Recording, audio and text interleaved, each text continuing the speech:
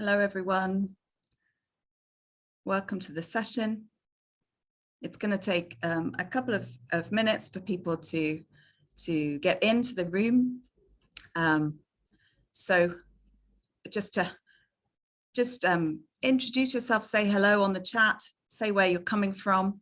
I'm actually slightly unusually not coming from my usual Cambridge and my office at home, but I'm coming from York in a very beautiful ornate room, but I've had to shut out all the natural light in order to attempt not to appear like a ghost before you. But I realized that I probably still do look like that. But before shutting out the natural light, I looked completely washed out and unrecognizable. So hopefully you can see enough of me for it to feel like a real person. And yeah, some interesting presentational challenges this morning. This is a beautiful old hotel, but finding an extension cable that would stretch my laptop to a suitable table was interesting and has taken a little while. I'm here for a conference, and so I've come out of that conference and found a quiet room in this hotel where I can be, where I can do this session. So I'm just waiting now for people to join the session. I'm seeing the numbers coming in. We'll just give it another couple of minutes and then I'll get started. But yeah, as I say, do use the chat to say hello to each other. I'll make a confession now. I have practiced this particular session. I'm doing 3 at this year's language show, 1 tomorrow and 1 on Sunday. And actually this one I have practiced 4 times all the way through now to try and just make it fit in the time that I've got. And I have to say that it's getting better every time I practice, but I still haven't made it within the time. So knowing that also we've got this little bit of a couple of minutes delay while everybody joins, that's going to make it doubly challenging. So I may get cut off in my prime at the very end, but the slides will be available, and I've put underneath the slides what I was going to say. So I'm just gonna go with it now. I may talk quite quickly, but I do anticipate that we'll be struggling in this session to get questions in. But if you have questions about this session and you happen to be coming to tomorrow's session or the one after that live, then please do feel free to pick up on questions that you've had from this one in subsequent sessions, because I think, having practiced the other ones, that they run a little bit more easily to time. Right, I'm gonna make a start there, because otherwise we have no hope of getting things in. So welcome to the session.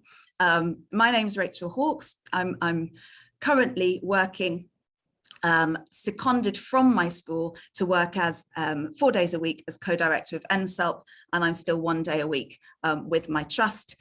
In this presentation, I'm going to talk about both trust working and NSELP working, and we're going to talk about some important ideas for classroom-based language teaching.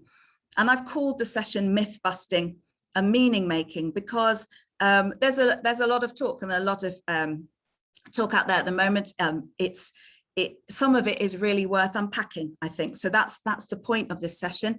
I've set myself the challenge of taking eight things that I think are myths, and then working through those and presenting as much evidence as I can muster within the time. So let's get started.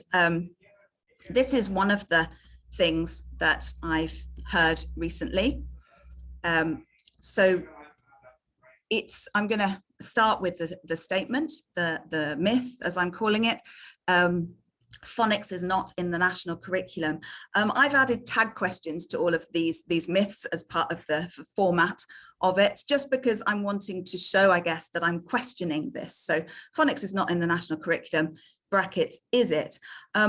I'm not really sure where this idea has come from, but I think that it isn't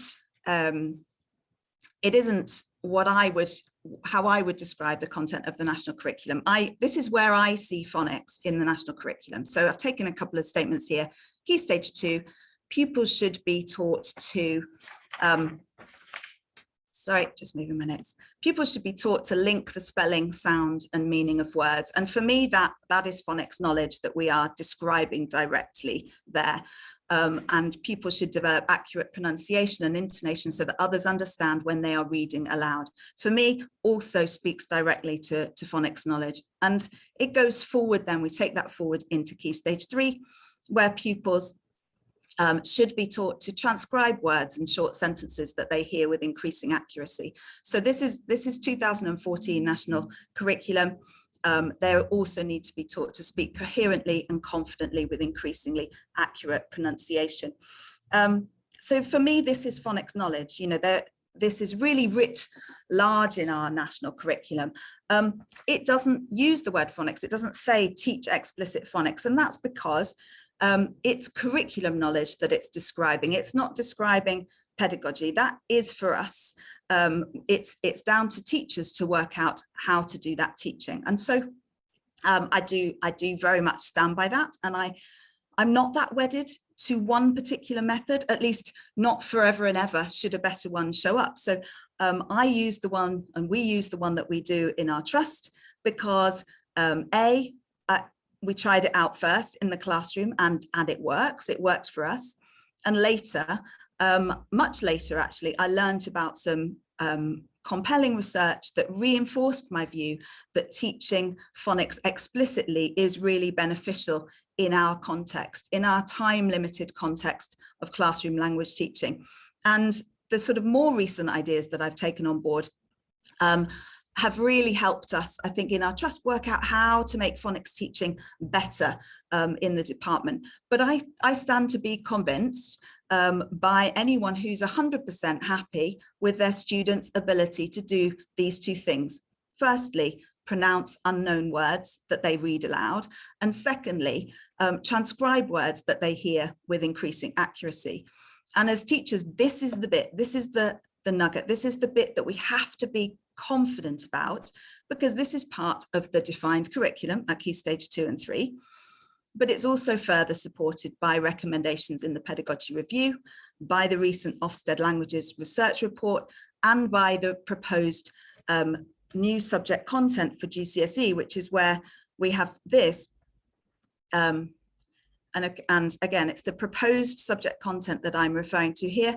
GCSE specifications must require students to undertake dictation exercises from short spoken extracts with credit for accurate spelling and read aloud using clear and comprehensible pronunciation. So it's to ensure that we as teachers are confident that we're teaching students this knowledge to the best of our ability within the considerable time constraints that we have, and that our current languages teaching allocation presents.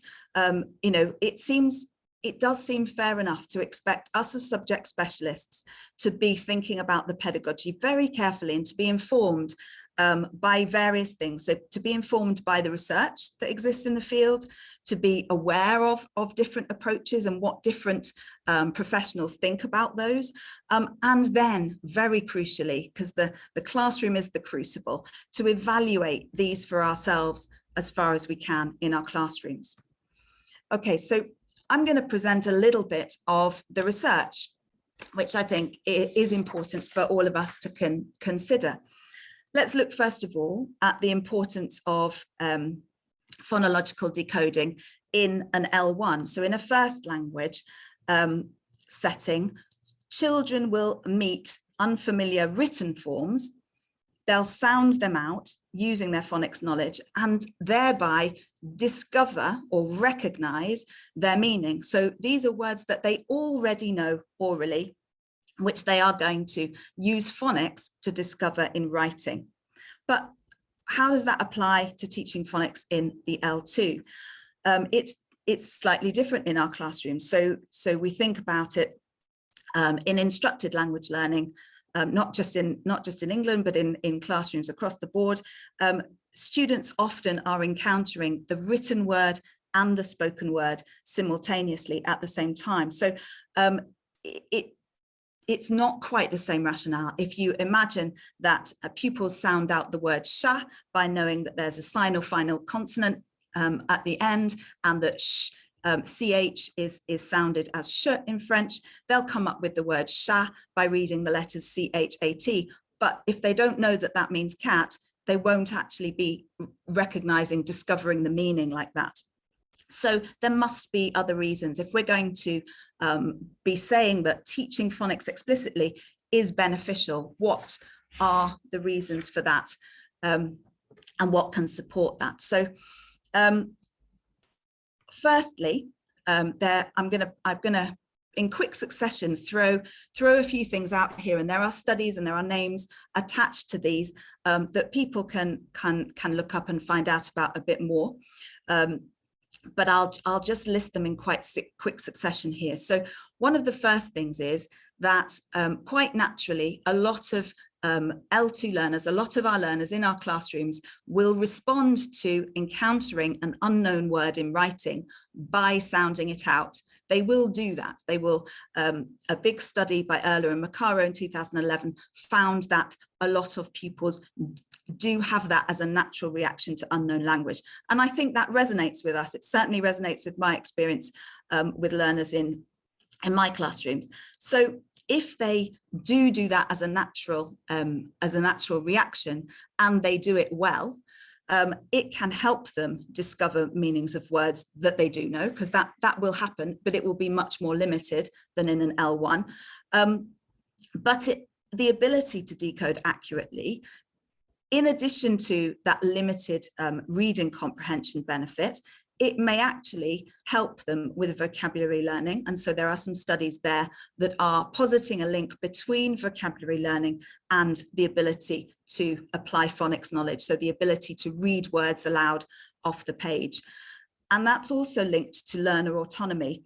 And the reason for that is that pupils who can be relied upon to go away from the lesson to look at words written down and still be able to sound them out with some degree of accuracy, that skill and that ability is likely to support error-free vocabulary learning, or less error-prone vocabulary learning, certainly. Phonics knowledge also, by sensitizing pupils to very, very small differences in sounds in these phonemes, actually supports grammar learning, because sometimes messages are vastly different depending on just one or two sounds. So the difference between je parle and j'ai parlé, we know we'll have learners in our classrooms that will conflate those two and say je parlais. The difference between il a and il est is a very, very small difference, much bigger written down, but less so when you are listening. And so grammar learning is supported by this explicit phonics teaching. Another study points to the link between motivation and phonics learning. And it does so by pointing out how demotivating it is for learners when they can't sound the words out accurately. Again, we're going right the way through the full list of skills here. In speaking, the ability to read accurately what you have written, because quite a lot of speaking is supported by written models, and we can think here of the GCSE role play as it currently stands, is pupils get the opportunity to script. And we know from examiners' reports that sometimes, quite frequently, students will lose marks because their reading aloud of what they themselves have written is not accurate enough to convey those messages clearly enough for them to be awarded the marks. In listening, there is a connection between phonics teaching and the ability to split up the sounds and recognize where words start and finish, which is important and beneficial for listening comprehension. And in writing, a study by Macaro in 2007 found that learners quite naturally, when they're taking notes or copying from the board, will sound words out to assist them writing them down. And I can remember doing this in primary school, not with a foreign language, but in English. And if they sound them out incorrectly, that those mistakes get transferred into their writing. So the ability to sound out accurately, and therefore the rationale for teaching phonics explicitly is represented in benefits that go right across all of the skills. And then the flip side of that is just to share that research in UK MFL classrooms does suggest that if we don't teach phonics explicitly, learners do have trouble reading aloud. They don't naturally get better at it. And of course, some students do. This is not a categorical thing. It's not all students all of the time. No one makes progress. It's just that in your average classroom, learners don't make lots of progress at this without explicit teaching. And they still, those English sound spelling links remain quite entrenched. And they keep coming back to those. And there's no surprise in that, really, because obviously they're surrounded by English all of the time. And we just have a couple of bites of the cherry at getting access to those French SSCs every week in lessons. Students often do have an awareness of phonics, so they know that words shouldn't sound the same as English. But, and Robert Waugh has come up with a lovely analogy here, or a lovely visual, which they know that they should be different, but they do not know how they should sound. And so it is a little bit like stabbing in the dark, pinning the tail on the donkey. Okay, so in summary, is teaching phonics effective? Because that's the other thing, is can you actually teach it? Does it work? Does the knowledge stick if you teach it? And Robert Waugh, who works at the University of Oxford and advises NSELP in its phonics work, is currently undertaking a meta-analysis of 20 phonics studies. And it's not published yet, but this is a sort of provisional summary statement of what he's found. And essentially, you know, we're saying that there are consistently positive effects of teaching phonics. If you teach it, it can be taught at primary phase, at secondary phase, at university phase, so with adults too. And learners who are taught phonics are more likely to develop accurate SSC knowledge, and SSC being sound symbol correspondence knowledge, so that phonics knowledge. And excitingly, there is experimental evidence coming forward of a link with vocabulary learning. So that's strengthening, that message is strengthening all the time. And we're going to come on to vocabulary learning in a minute. And not to forget the evidence on learners of not having the phonics instruction. So the demotivation and the insecurity. Okay, so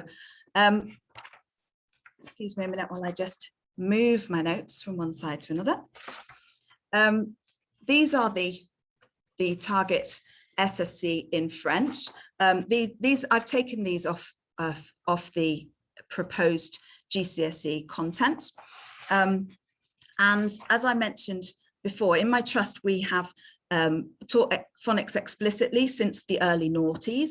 But in the last 3 years, we've developed our practice, taking on board some of NSELP's work in this area. And many of the things that we did before, we still do, but some of the things we do now a little bit differently. And I thought I would just explain what those are. So rather than front-loading phonics now, we teach, we stagger the rollout of phonics more evenly across the year. Taking on board some of the findings from studies that there have been.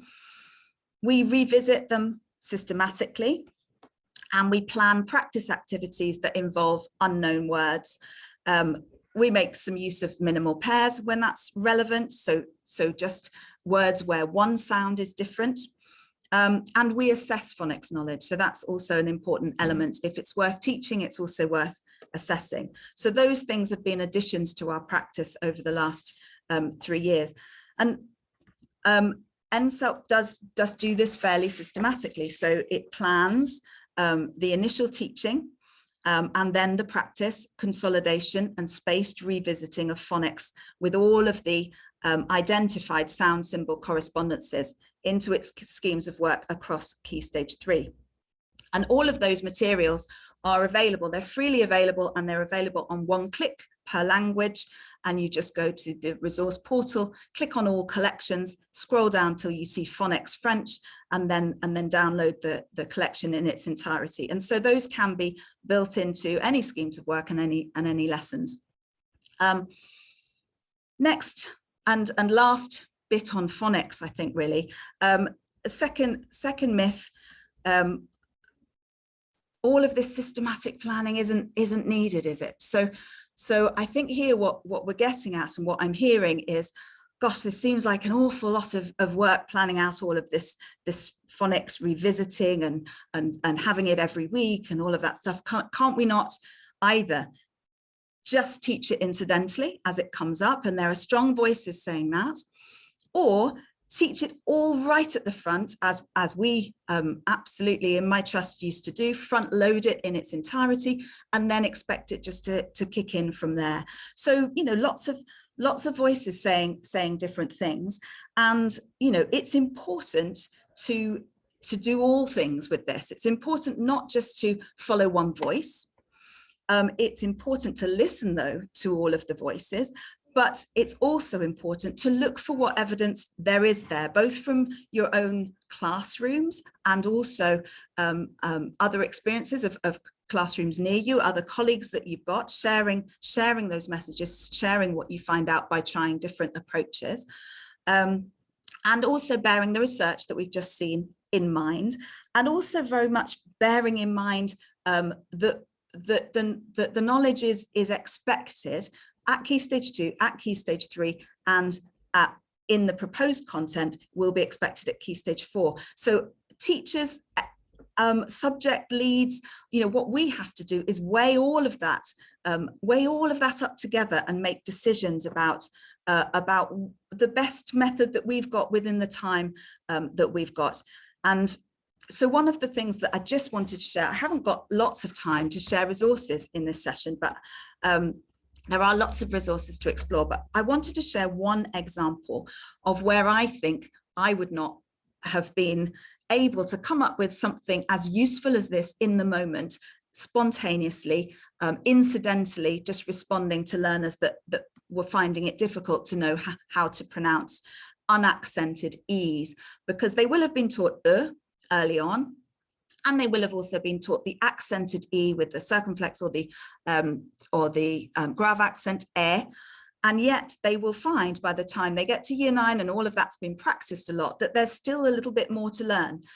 So this is a resource I've taken in from year 9, where first of all, their awareness is raised that some French words that they already know, have this unaccented E, but aren't pronounced in the same way as je. So it doesn't always sound like je.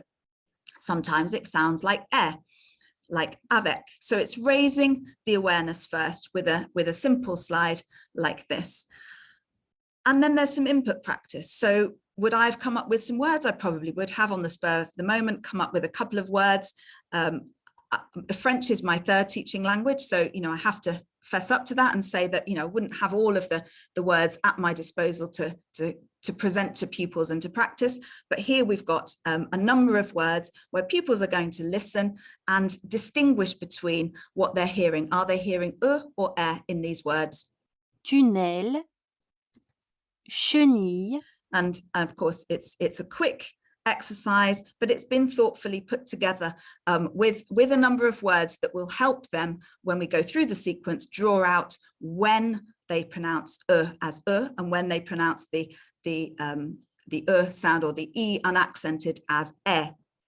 Okay, so we've done some practice, we've done some listening practice, and now it is an opportunity to ask pupils. They are in year 9, they have done 2.5 years of phonics. What patterns might they be spotting? What spelling patterns that might help them know when to sound out the unaccented E as and when to sound it out as e? But we're not going to spend a long time debating that. We're going to see what they notice, but we are going to confirm the rule with them. We're going to present something tangible that they can then apply directly in practice. So we've done listen and identify, not transcribe, but listen and identify. And now we're going to try read aloud. So if it comes before a double consonant, it's pronounced as e. if it comes before C or L and it's the last syllable, it comes as E. Now, I wouldn't have been able to come up with that declarative knowledge. I wouldn't have actually known that off the top of my head. I would have had to find that out. So that might have been one of those times where I would have said with pupils, yeah, not quite sure why that is. I'll go away and I'll check that and I'll come back to you and tell you if there are any rules. But this is actually there with an exercise for students to practice. So they look at this word here, and they think, okay, what's coming after the E? 2 T's, 2 consonants, right? So that should sound like eh. So let's say that word out loud. Assiette. Have we got it right? Let's listen and see. Assiette. Now let's look at this one. 2 consonants, 2 R's. We're going to say it as eh. So that should sound like verre. Let's see if it does. You get the idea. Verre. I'm not convinced that what I would have come out with spontaneously in the moment would have been as useful as that would have been to pupils in my Year 9 class. So just myth busting then on phonics. Phonics knowledge is a requirement of the national curriculum, not stated how you should develop it. It's regardless of how it's developed, but it does need developing. There's classroom and research evidence to support the benefits of teaching explicit phonics. And phonics knowledge doesn't just, it isn't just the nuts and bolts of reading the words off the page. There is quite a lot of evidence that it benefits several aspects of language learning, including most recently and excitingly, vocabulary learning. Okay, so moving on then, on the subject of vocabulary, we're going to talk about frequency first, because that's something that is getting a lot of attention. And it started here. I think the mention of frequency in the 2016 pedagogy review was probably what got this started. And it says, you can read it, but I'll just say briefly, vocabulary to be taught at Key Stage 3 should be informed by frequency of occurrence in the language, with the special attention given to common verbs. Okay, so one of the things that I think has come up a lot is this sort of opposition between high frequency and topics. So if we choose to teach high frequency words, there are no topics anymore, are there? And that's one thing that I think I want to address a little bit. Excuse me again, this is not quite what I normally do. But okay, so the first thing that I would say is that many high frequency words are content rich. So content rich means they belong with topics. That's a short way of saying that. Many words in the top 2,000 most frequent words fit into a range of topics, not just one, into a range. And again, the final point here on the slide is how important it is to connect new words in the new language with more than one topic. And I'll say a little bit more about the importance of that at the end. But essentially, let's demonstrate this with a word. So you may be French, Spanish, German teacher. I've just got those there, but we're talking about wood or forest, el bosque del Wald, la forêt. I've put the frequencies of the word, so we can see that they sit within the top 2,000. Which topic should that be taught within? Which topic does that belong to? So here we've got, we might think, and let's think in terms of the current GCSE themes. So, we could say travel and tourism, visiting the Schwarzwald, going anywhere that has a lot of trees. Free time activities that can be done in woods. Your hometown, do you live near a wood or would you like to and you don't have one near you? COP26 is talking quite a lot about trees at the moment, so it certainly fits into global issues. And then social issues, quality of life, green spaces. It can fit with all of these topics. And I think you'd argue for its place in them all. And by the end of year 11, you'd want to have seen it taught in all 5 so that students were equally confident talking about a forest in the context of where they live as they were talking about it in terms of environmental issues. And this is the central idea. This is getting to the nutshell of topics. It isn't a question of assigning words to a topic. It's assigning topics to words. It's starting with the words and saying, where is this leading us in terms of topics? Each content word, and there are lots of them, is likely to have several topics rather than just one. And that feels that it's quite important. It does mean that when you first start and there are very few words, that's when certain resources will look rather general and the topics are not so specific. But once students have built up a bunch of language, themes can and do emerge, just like the one that we're seeing unfold here. By the start of Key Stage 4, students will have at least 1,000 words, many of which are content rich. So how do we know that within the top 2,000 words, we have words that pertain to and connect with lots and lots of content rich topics? How do we know that? Okay, so we know that because of the lots of hours that we've put into thematically tagging words using a rating scale. So doing it quite systematically and having different people do it. So for example, in the French team, this is an example here. It's a screenshot of the French word list that we use. Down the left-hand side, you can see the frequency of words. So they're all ranked in terms of numbered frequency. On the right-hand side, you can see across the top there, and it goes on, a list of topics that were brainstormed and elaborated to represent any number of topics that might be useful for GCSE. And there were 51 of those altogether. And then various people in the team, teachers, native speakers, linguists, individually by themselves sat with the list of 2,000 and went through it top to bottom, evaluating close connections between the word they were seeing and any and all of the topics across the top. And you can imagine that took quite a lot of time, but what you get at the end is the ability, of course, to sort out a list. So you take family, for example, and you do a list sort and you pull out all of the words that have been tagged more than once. It depends how many people you've had doing your tagging. You can draw the line where you want. It could be 2 people have tagged this, 3 people have tagged this, 4 people have tagged this, and you can see the strength of connection of those words. And on the right-hand side of the screen, you can see that we've done that. We've pulled up all of the words that 2 people or more tagged in relation to family. So after all of that, we can bust this myth as well that high frequency words are just function words, aren't they? So there are some high frequency words that are function words, of course, but within having done all of this tagging, we can now be quite precise about the number of words that have rich content connections within the top 2,000. So 1,231 words were thought by the people that sorted them and tagged them to connect substantially and specifically with content-rich themes. 1,248 of the Spanish words in the top 2,000 and 1,318 of the high-frequency German words. So they had strong connections. So that's sort of 60 to 65% of the top 2,000 had those links.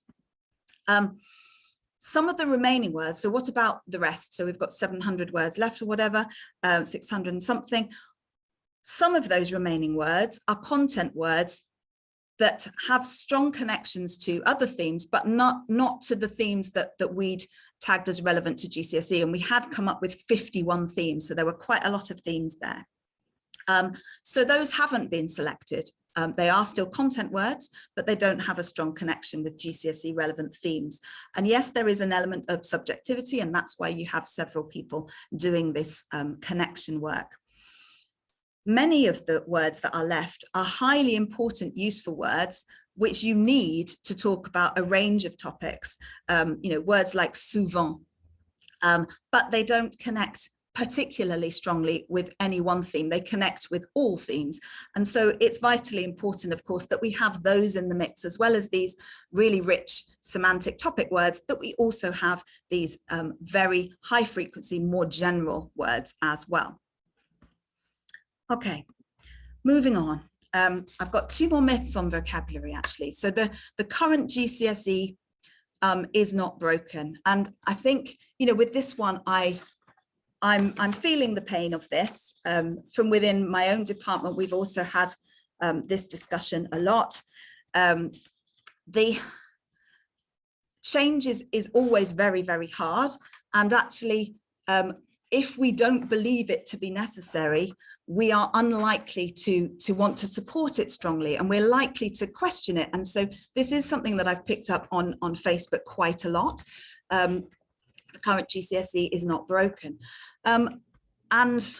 And yet, you know, we do have conflicting messages on this. So we do have that on the one hand, but then we have, you know, examiners' reports on the other hand, and summer 2019 was the last time we actually had an exam, which say things like vocabulary and verbs were the main stumbling blocks, suggesting that there is quite a big, major fundamental problem with connected to vocabulary and the GCSE in particular. So I want to suggest that the current GCSE is broken, and what is broken within it is the connection between what is taught and what is tested. I'll take that back for a second. We have often felt as teachers, you know, we're the ones that pore over the languages exams when we get our hands on them after students have done them, and we have a look and we say, oh no, there's no way I could have taught them that, and how's that on the paper? And we're also the ones who try to reassure our learners and say, yes, please still do A-level. I know that was your plan. Please continue with that plan. You will be great at it. And they've come out demoralized because they have learned their socks off, and they have not felt undermined by that. They've felt that there hasn't been the fairness of being tested on what you have been taught. And up to this point, we've just had suspicions. We've just spotted individual words. It's all been quite anecdotal and shared between ourselves as teachers.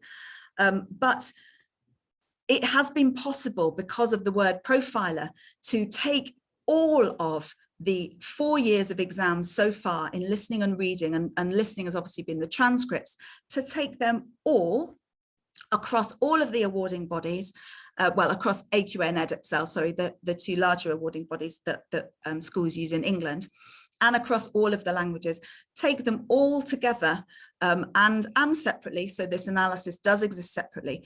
And we have found that on average, almost half, you can see it's 49%, almost half of the words on the current GCSE word lists have never been used. They have never appeared over 4 years of exams. And it's 3 years of papers and one set of SAMs.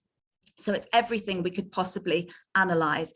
And so that's half, one in 2 words that are on the current word lists have never been used. And I think we have to think about that really carefully, because it's not just about the exams, it's also about the teaching, because those word lists inform the textbooks that we're all using in our schools, and those were written based on those current word lists. We couldn't get all of the words in, even. You can't get all of the words into a textbook, there just isn't room, so some have to be left out, and that was a worry at the start. But the far greater worry is the realization that even if you had got all of the words in, half of them would never have appeared after 4 years of exams in an exam at all. So that is a concern, and that is testament to this big disconnect between what we're teaching, the resources that we're using to teach, and the language that pupils will be tested on. Regardless of what we think about the inclusion of some unknown words, some is not 50%. On average, 21% of the words on the current word list have only been used once. So again, what we're showing with the analyses here is just an increasing level of unpredictability. And obviously it's a problem if exams are too predictable. It is a problem for the awarding bodies, and it's a problem for the validity of the exams. but this level of unpredictability is unprecedented and unfair on students, obviously. And then, of course, there are words that are used every single year. So they appear in every paper that there's been. And you can see the numbers of those words there. It kind of hovers around 200. But of those words, a fifth of them, and so these are the words that you consider really common and just needed for almost every sentence that you put together. But 20% of those are not on the current word list. So we've got to hope that we're teaching them at Key Stage 3, but we don't know that we are. And so even those very common words that come up every single year, we at the moment as teachers can't be secure that we're teaching those. Obviously, the lower frequency words change at a much greater rate year on year than the high frequency words. And that is to a certain extent inevitable. And, you know, low frequency words are important to include, but what we would have if we had a defined word list is the ability to define not only the high frequency words, but also to define the low frequency words that would be included in the exams. We can't really say, I can't understand how we can say that this sort of randomness of word selection in current exams is not demoralizing and debilitating for students. And therefore, by definition, the reverse must also be true. How can we claim that having a defined word list won't serve to strengthen the connection between effort and outcome for our students, and therefore won't be motivating? Okay, so final one on vocabulary then. And I think this one is important because I picked this out of a TES article where the author writes, what kind of preparation is this? Referring to the proposed GCSE subject content for study beyond GCSE.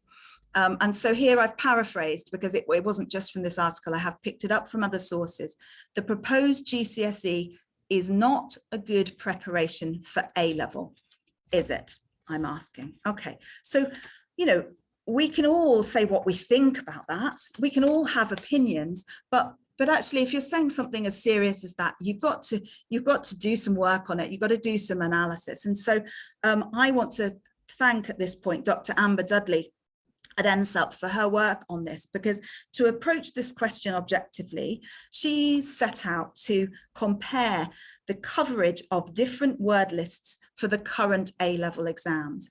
And by coverage, what we mean is the percentage of words that students would know in those texts and transcripts from all the A-level exams put together from the current specifications, if they had learnt the words on a particular list. So you can see why it's important to compare different lists, because you're essentially comparing their curriculum with what they're going to be, with how well that prepares them for what they're going to be tested on. And so she compared the current GCSE word lists with a list with the same number of words on it as the current GCSE list, but based solely on frequency, and literally in a very clinical way, taking word number 1 as the most frequent and going down the list, not excluding any words whatsoever. So just pure frequency. And then to have a third comparison, she compared it with lists that follow the revised new GCSE content parameters. So i.e., we created some draft lists with the number of words in them according to the proposed new GCSE content. And if you're interested, these analyses were carried out separately by year, they were carried out separately by language, and they were carried out separately by awarding organisations. And you know, I'm sure there'll be a lot of interest in seeing those individual, very detailed results.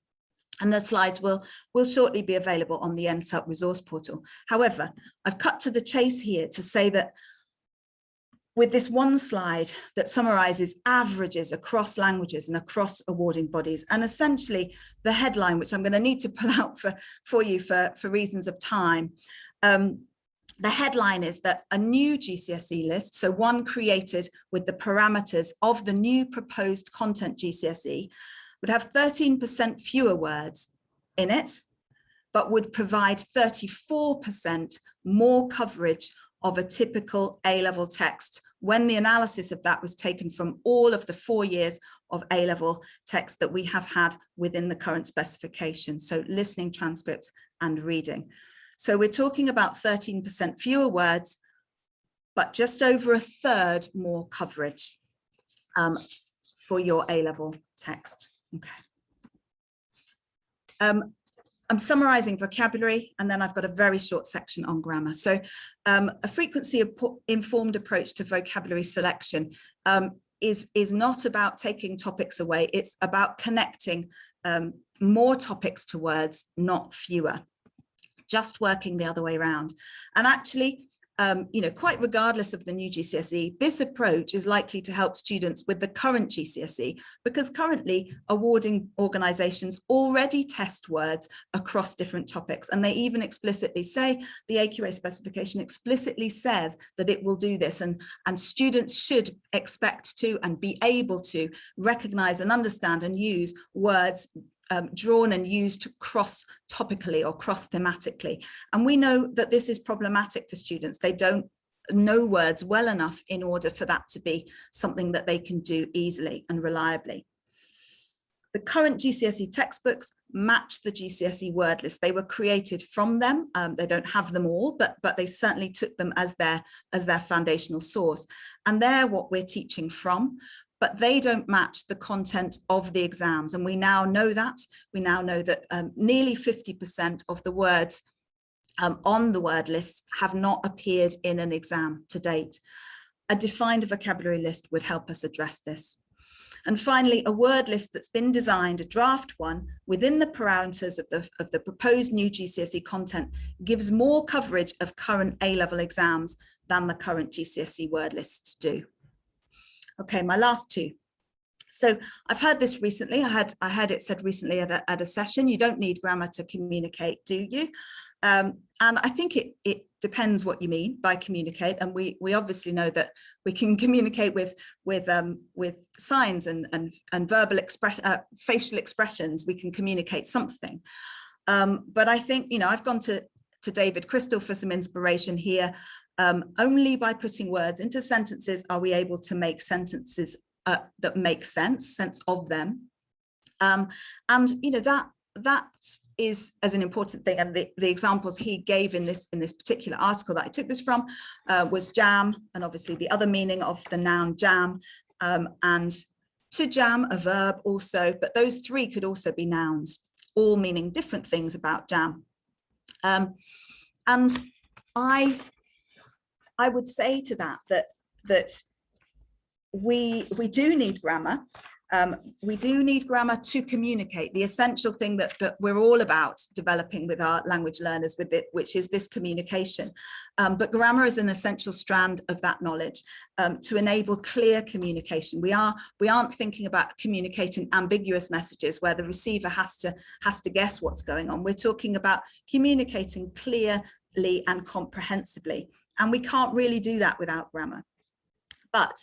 And the final one, but we don't need grammar from the start. So I think there is an acknowledgement from most teachers that we do need grammar. There's just a little bit of debate around when we might need it. And I think one of the things is that when we think about the essentials of grammar, so we think about pattern spotting, we think about rules, we think about using technical language, we think about this kind of idea of teaching language as an object, analysing it. And we often associate that with older learners. But in fact, that ability to analyse language develops really rapidly in those middle childhood years, so the ages 7 to 11. And this, I think, has some implications for us in terms of how we see classroom language learning at Key Stage 2. So there has been this tendency to see language learning at primary as more about memory than analysis. But there are some studies that really show marked gains and marked benefits for young learners who get involved in this explicit rule-based analytic learning. And And, you know, essentially for me, this is about equality of opportunity. We all know that we have those learners, those few learners who are naturally analytically gifted. They make links that you haven't told them to make, that you haven't shown them, that you haven't enabled them to make, that they haven't explicitly practiced. But the vast majority of learners don't make those links accurately, not just at a young age, but arguably at any age. They don't make those they don't make those steps without being helped to make them. And there have been a number of articles, 2 award-winning articles. So the top one, Bracken, language analytical ability predicts foreign language proficiency, essentially saying that when you teach younger learners grammatical features explicitly, the outcomes show that they can learn grammatical patterns, so it works, number one, and the analytical ability predicts proficiency. So the better they are at analyzing language, the more proficient they become. And so for me, this seems to be about equality of opportunity. If we know that young learners can engage in this type of learning, and we know that it can help to level the playing field, why would we withhold that from them until, you know, year 9, for example? Why would we be doing that when surely we would get in as early as we can to try and level that playing field? So essentially, all of these references here suggesting that if we do not help younger learners work out the language system, or learners per se work out the language system, we can't level the playing field for those who don't naturally analyze language, those who are naturally gifted. Rachel, I'm really sorry to cut across. We are short of time now. That's okay, because that's actually really, really good. I will speed to the end. This final slide lays out that what I have taken from that is that our trust schemes of work, so back to my trust work now, needed revising. And so I've been asked a lot of questions about this. So people who are in the session, you might want to screenshot this one as I quickly go through it. What has stayed the same in terms of our primary teaching, and what has become different? And on the left-hand side, you can see that our new primary schemes of work, which are available on my website, you can see the link at the bottom there, they have all of those things that we have been talking about for this session. They have embodied those in a new scheme of work for primary, including the explicit grammar teaching. But on the right-hand side, you'll see all of the lovely things that have been retained, including many concrete nouns that pertain very appropriately to this cohort. You'll find pencil cases in there, you'll find some animals in there, and you'll find lots of activity types that we're very familiar with from primary. So I haven't got more time to explain that now, but people who are using the scheme of work are enjoying it. I recommend it to you to have a look at, deconstruct, try out in your classrooms, adapt it. All the resources are adaptable.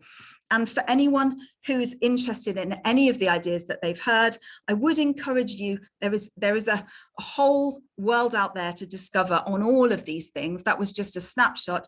I'd encourage you to sign up for the NSAP Professional Development course, which is running, it's starting in January. The link's on the screen there. I'm going to stop now because I need to pass this room over to the next session. But thank you very much for listening, and I'll be back tomorrow, same time, talking about something different with hopefully not quite as much to pack into the time. So save your questions and I'll answer them then. Thanks very much.